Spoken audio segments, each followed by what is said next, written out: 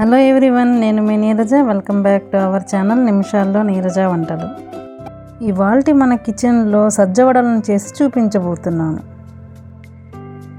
వీటిని పర్ఫెక్ట్గా పిండి రెండు వైపులా సమానంగా వెళ్ళి 10 రోజుల తర్వాత కూడా పొంగినట్లుగా ఉండేలా ఎలా ప్రిపేర్ చేయాలో చూపించబోతున్నాను. 2 కప్స్ సజ్జలను 2 టైమ్స్ వాష్ చేసుకొని 4 లేదా 5 గంటలు నానబెట్టుకోవాలి. ఒక జాలి గిన్నెలో వేసి వడకట్టుకుంటే వాటర్ ఏమైనా ఉంటే వచ్చేస్తాయి. కాటన్ క్లాత్ మీద ఎండలో 1 గంట ఆరబెట్టుకోవాలి. మిక్సీ జార్లో 1 కప్పు ఎండు కొబ్బరి ముక్కలు, ముందుగా ఆరబెట్టుకున్న సజ్జలు, యాలకులు వేసి వీలైనంత మెత్తగా పౌడర్ లాగా చేసుకోవాలి. మిగతా సజ్జలను కూడా కొంచెం వేసి మెత్తగా పౌడర్ లాగా చేసుకోవాలి. 2 కప్స్ సజ్జలకు 1 కప్పు బెల్లం వేయండి. స్వీట్ ఎక్కువగా తినాలి అనుకుంటే ఇంకొక 1/2 కప్పు బెల్లం వేయండి. 1/2 కప్పు వాటర్ని యాడ్ చేసి బెల్లంను కరిగించుకుంటే సరిపోతుంది.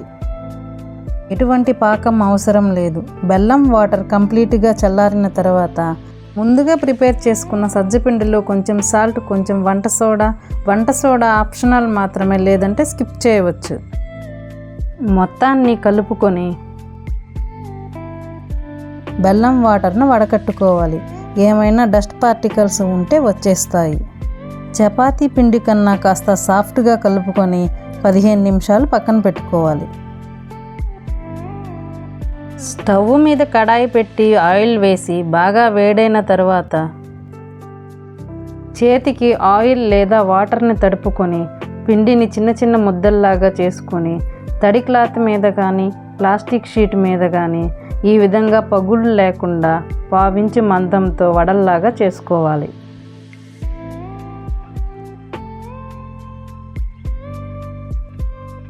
ఆయిల్ బాగా వేడైన తర్వాత వడల్లాగా చేసి వేయండి. దానంతటా అదే పైకి తేలే వరకు కదల్చకుండా ఉంటే పైకి పొంగుతుంది.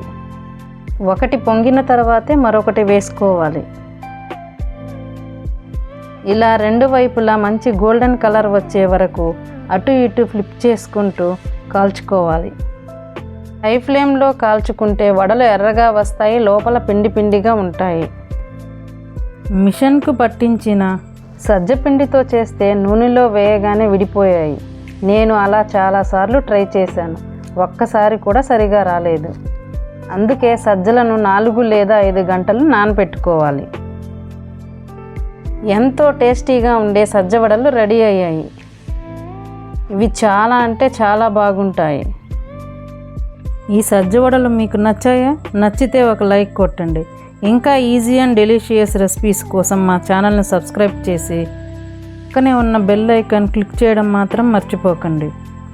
ఈ సజ్జ వడలను మీరు కూడా ఒకసారి ట్రై చేయండి. ఎలా వచ్చాయో కామెంట్స్లో మెన్షన్ చేయండి.